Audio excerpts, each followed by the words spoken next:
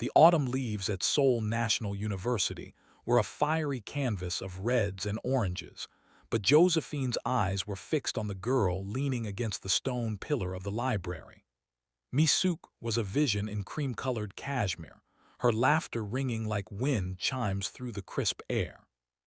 It had started with a casual hi in the hallway of the Humanities building, then a hello in the cafeteria, but today the air felt different.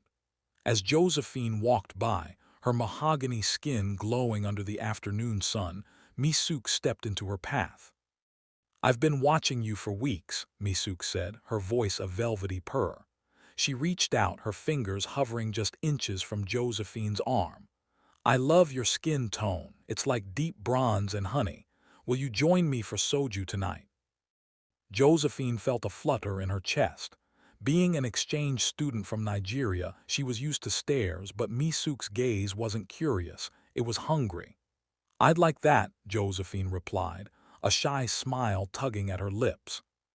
As they walked away together, Josephine didn't notice the black sedan idling at the curb, its tinted windows hiding the cold, calculating eyes of men who had already sent her photograph to a secure server across the city. The neon lights of Hongdae blurred into a kaleidoscope of colors as the weeks turned into months. Josephine and Mi-sook became inseparable. In the dim light of a crowded pajangmatcha, over green bottles of soju and spicy grilled pork, their relationship blossomed. "My friends think I'm crazy," Mi-sook whispered, leaning across the small table. "They ask why I chose you over all the sons of CEOs at SNU." Josephine laughed, her heart full. "And what do you tell them?" "I tell them they don't see the fire in you," Mi-sook replied, her hand finding Josephine's under the table. However, the romantic haze was starting to thin. Every time they were out, Josephine felt a prickle on the back of her neck. She looked toward the street and saw them again, two men in sharp black suits, standing perfectly still near a street lamp. They weren't looking at the street food or their phones. They were looking at her. "Mi-sook," Josephine whispered, nodding toward the men. "Do you see them? Those men in black. I see them everywhere we go." Mi-sook didn't even turn around. She just took another shot of soju and laughed, a sound that felt a little too high-pitched. "Oh, Josephine, this is Seoul. There are businessmen everywhere. Don't be so paranoid. Drink." The invitation arrived on thick, cream-colored cardstock with a gold seal. Mi-sook's 21st birthday. "You're finally coming to my home," Mi-sook said, her excitement bordering on manic. "No more dorms, no more cheap bars. I want you to see where I come from." By now, the relationship had deepened into something intense and physical. Josephine was head over heels, blinded by the affection Mi-sook showered on her. She brushed off the men in black as a figment of her imagination, even when she saw them parked outside her apartment late at night. On the evening of the party, a sleek black Mercedes pulled up to Josephine's dormitory. A driver, stone-faced and silent, opened the door. "The young mistress sent me," was all he said. As they drove further away from the city center and toward the gated estates of Pyeongchangdong, the atmosphere changed. The city lights faded, replaced by high stone walls topped with security cameras and barbed wire.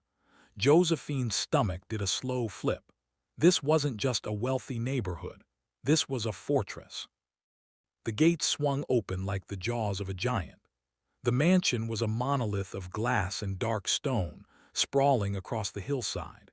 As Josephine stepped out of the car, she saw dozens of men, all in the same black suits she had noticed at the university, standing at attention along the driveway.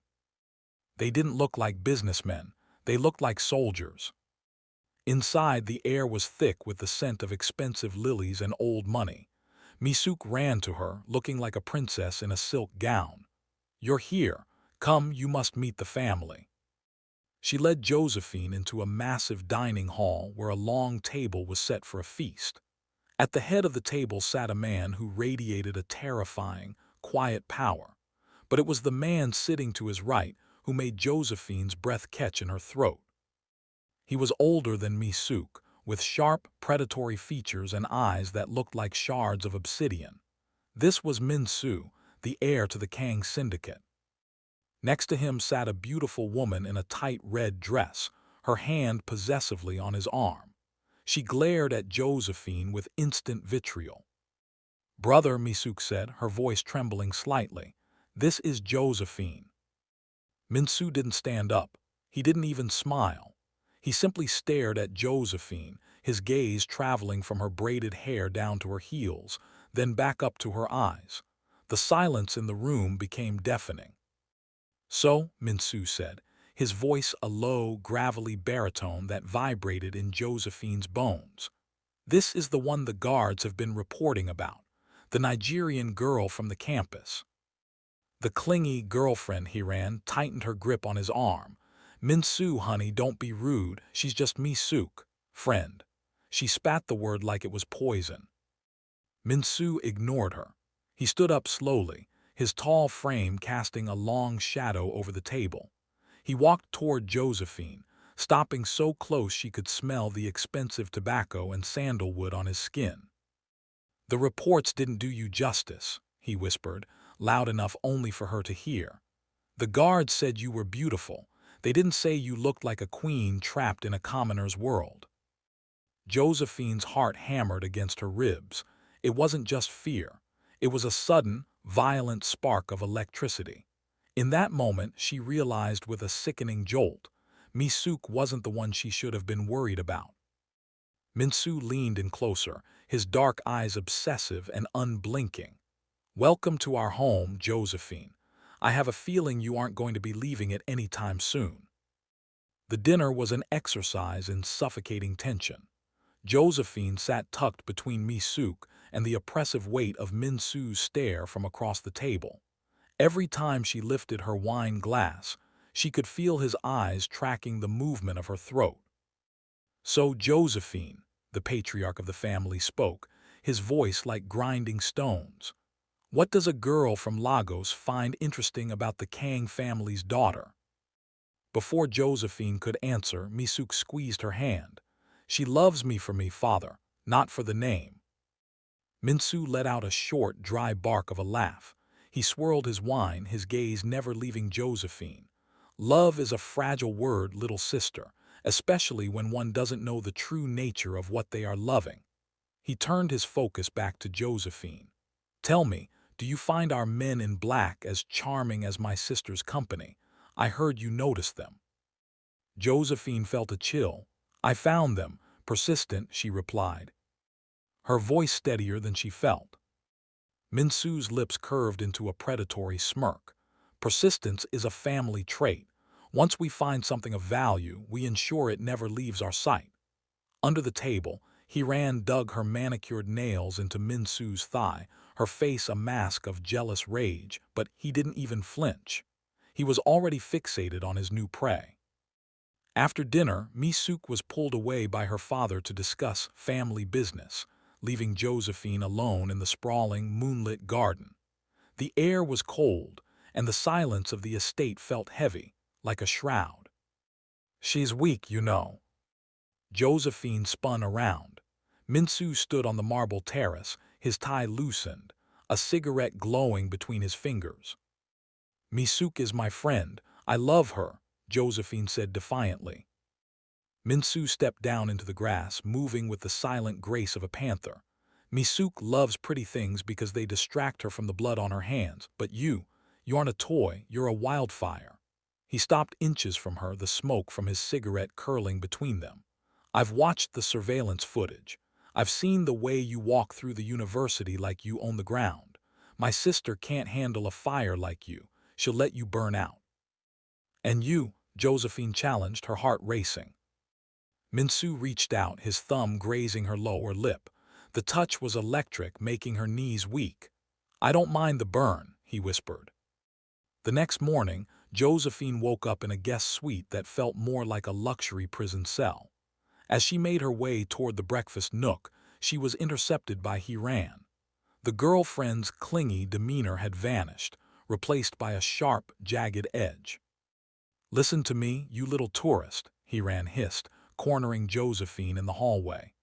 "I've worked for 3 years to secure my place at Mi-sook's side. I don't care who you're sleeping with, his sister or the whole campus, but stay away from him." "I have no interest in your boyfriend," Josephine retorted, trying to push past.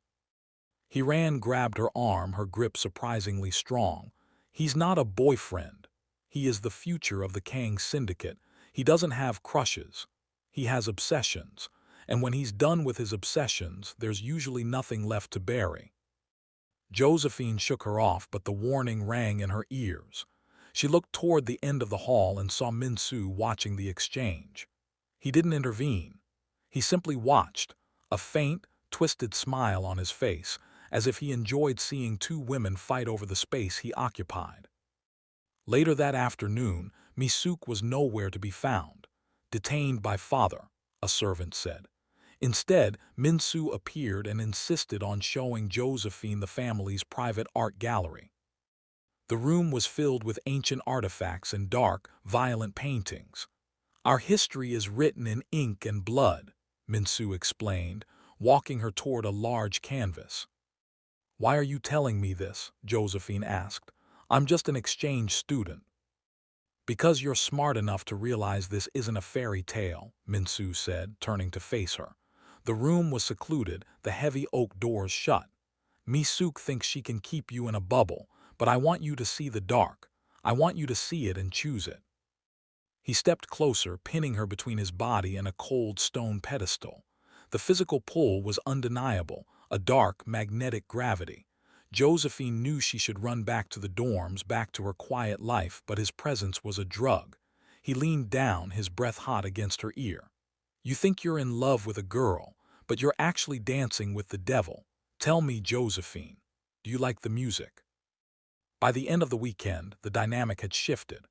Mi-sook noticed the way Josephine went quiet when Mi-sook entered a room. She noticed the lingering glances. "We're leaving," Mi-sook announced, her voice trembling with a mix of jealousy and fear as she found Josephine in the library. "We're going back to the university apartments. Now." As they hurried to the car, Josephine saw Mi-sook standing on the balcony, looking down at them like a king watching his subjects flee. He didn't try to stop them. He didn't have to. As the Mercedes drove out of the gates, Josephine checked her phone. A message from an unknown number sat on her screen. "Return the silk scarf you left in the gallery. Or don't. I'll bring it to you when I come to claim the rest." Josephine looked at Mi-sook, who was staring out the window, looking small and fragile. For the first time, the casual high at the university felt like a lifetime ago. She was no longer a student. She was a piece on a chessboard, and Mi-sook had just made his first move. Back at the university, the air felt thinner. Mi-sook became suffocating, her guilt overexposing Josephine to her family manifesting as a desperate, clinging neediness. She followed Josephine to every lecture, her eyes darting around for her brother's men. "He won't come here," Mi-sook whispered one night in their shared apartment. "Father told him to stay away from my project." Project? The word stung Josephine, but she had larger problems. That morning she had found a small black box on her pillow. Inside was the silk scarf she'd left at the mansion, but it had been drenched in an expensive, familiar cologne, sandalwood and tobacco. A note inside read, "A project is for children. You are a destiny." Josephine's hands shook. She realized then that Mi-sook wasn't her protector. She was a shield that Mi-sook was slowly chipping away. The men in black weren't lurking in the distance anymore. They were standing in the hallway of her apartment building, nodding respectfully as she passed, a silent reminder that she was already under his roof, even if she hadn't moved in yet. Mi-sook had fallen into a heavy, wine-induced sleep. Josephine, restless, went to the kitchen for water when the balcony door slid open. Mi-sook stepped in, his expensive suit damp from the rain. He didn't look like a businessman. He looked like a predator who had finally cornered his prey. "You shouldn't be here," Josephine whispered, her heart hammering against her ribs. "I go where my interests lie," Mi-sook replied, his voice a low vibration in the quiet room. He walked toward her, the space between them evaporating. He didn't touch her at first. He simply used his size to overwhelm her, backing her against the cold marble counter. He reached out, his hand sliding into her hair, gripping the braids with a firm, possessive tug. "My sister sleeps while you wander the dark," he murmured, his face inches from hers. "She doesn't know what to do with a woman like you. She wants to hold your hand. I want to consume your soul." The kiss was violent, a collision of teeth and tongue that tasted of rain and obsession. Josephine tried to push him away, but her body betrayed her hands gripping his damp shirt as the thrill of danger spiked her adrenaline. The next day, the clingy girlfriend he ran was found in a scandalous state outside the SNU gates, shamed, stripped of her status, and sent away in tears. The message was clear. Mi-sook was clearing the board. Josephine met him in a private club in Gangnam, a place where the music was a low thrum and the booths were shielded by velvet curtains. "What did you do to her?" Josephine demanded. Mi-sook poured a glass of whiskey, his expression bored. "She was a distraction. I don't like distractions when I'm focused on a masterpiece." He leaned forward, his eyes dark and bottomless. "Mi-sook is crying in her room because father has arranged a marriage for her, a businessman in Tokyo. She leaves in 2 weeks." Josephine felt the floor drop out from under her. "You did this. You're sending your own sister away just to get to me." "I'm removing the obstacles, Josephine. Now there is only you and me. No more hi and hello. No more games." With Mi-sook being prepped for her forced departure, Josephine found herself isolated. Her student visa was suddenly under review, a bureaucratic nightmare orchestrated by the Kang family. Mi-sook moved her into a penthouse overlooking the Han River. It was a masterpiece of glass and steel, but the doors only opened with his fingerprint. He treated her like a goddess and a captive all at once. In the sprawling master bedroom, surrounded by the lights of Seoul, Mi-sook stripped away her defenses. His touch was demanding, his obsession manifesting in every bruise-colored kiss he left on her skin. "You are mine," he whispered against the curve of her neck, his voice possessive. "In Nigeria, in Korea, in heaven or hell, you don't breathe unless I give you the air." Josephine felt a terrifying duality. She hated the cage, but she was becoming addicted to the man who held the key. The power he wielded was intoxicating, even as it threatened to erase who she was. The reality of her situation finally shattered the romantic fog. One evening, while Mi-sook was out handling a dispute that left bloodstains on his French cuffs, Josephine found his burner phone. On it were photos of her family in Lagos, her mother at the market, her brother at his office. He wasn't just obsessed with her, he was holding her entire world hostage. The dark romance turned cold. Josephine realized that to Mi-sook, love was synonymous with total ownership. If she stayed, she would become a ghost in a beautiful penthouse. She began to plot. She used the one thing Mi-sook underestimated, her intellect. She played the part of the submissive lover, leaning into his touch, whispering the lies he wanted to hear. "I'll never leave you," she lied against his chest that night, while her mind was already calculating the flight paths from Incheon to Murtala Muhammad International Airport. She had to get home. She had to lead him away from her family. But as she looked at Mi-sook's sleeping face, she saw the shadow of the man who would burn a city down just to find her. The hunt was about to begin.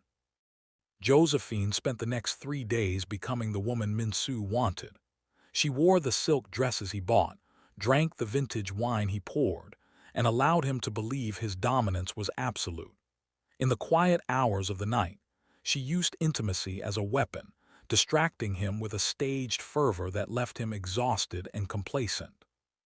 "You finally learned," he murmured against her skin, his hand possessively tangled in her hair. "The world outside is chaotic, Josephine. Here you are safe. Here you are mine."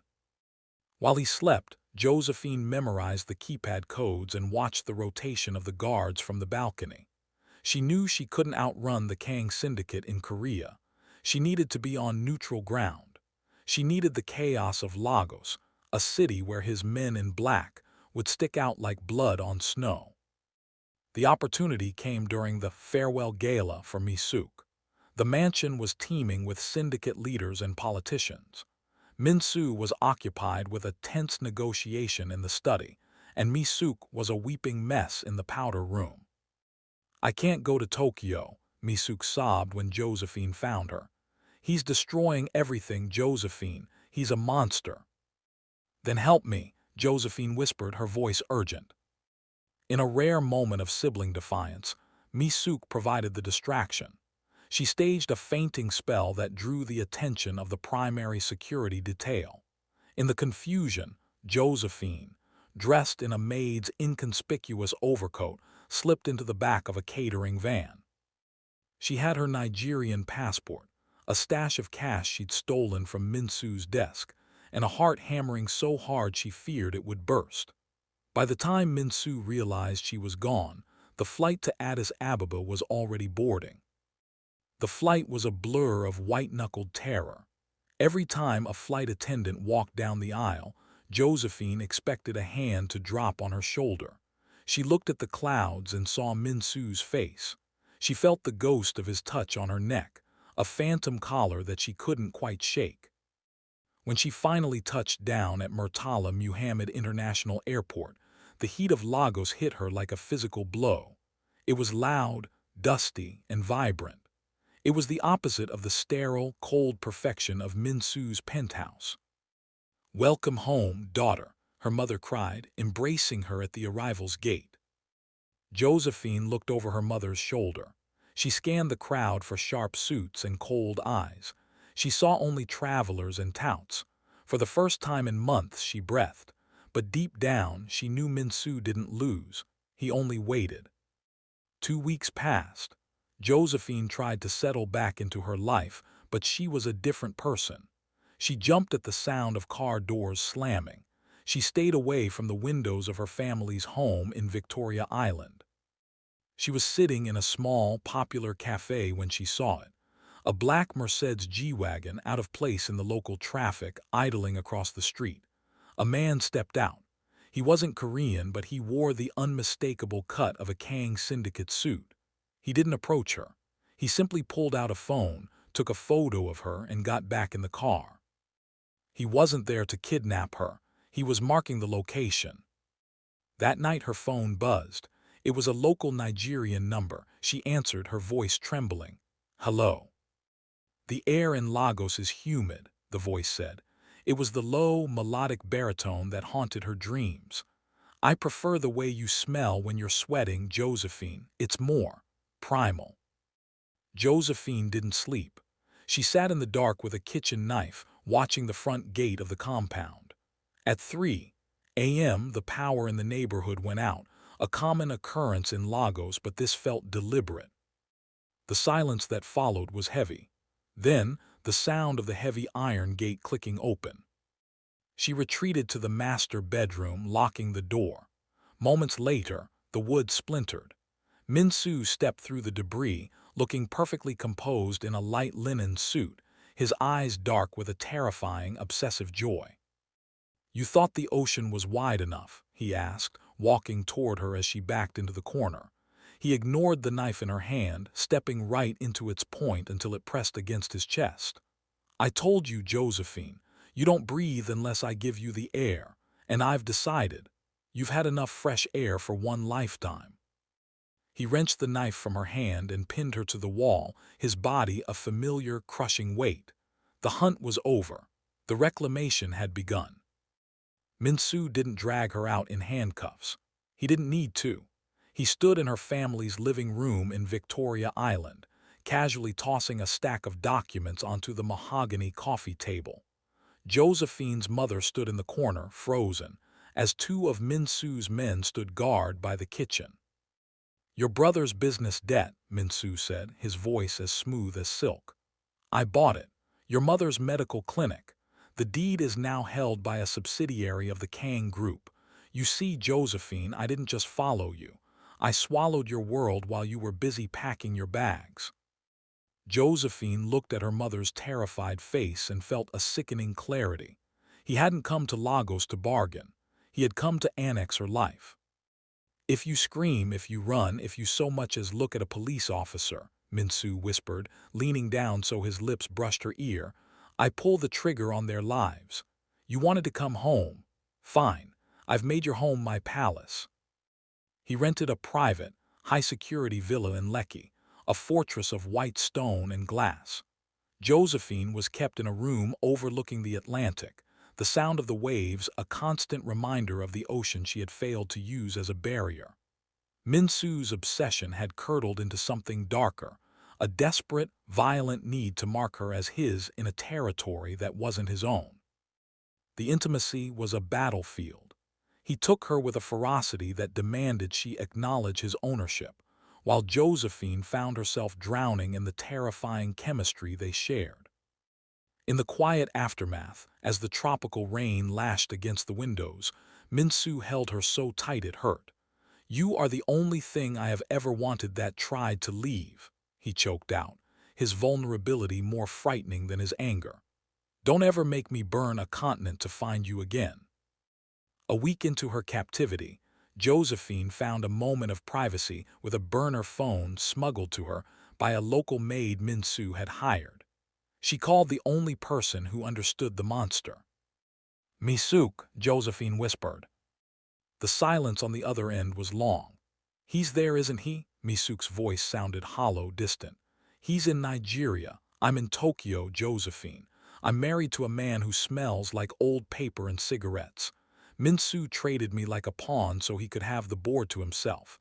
He's not going to let you go. He can't. You're his heartbeat, and he's a man who would rather die than have a weak heart." "Help me," Josephine pleaded.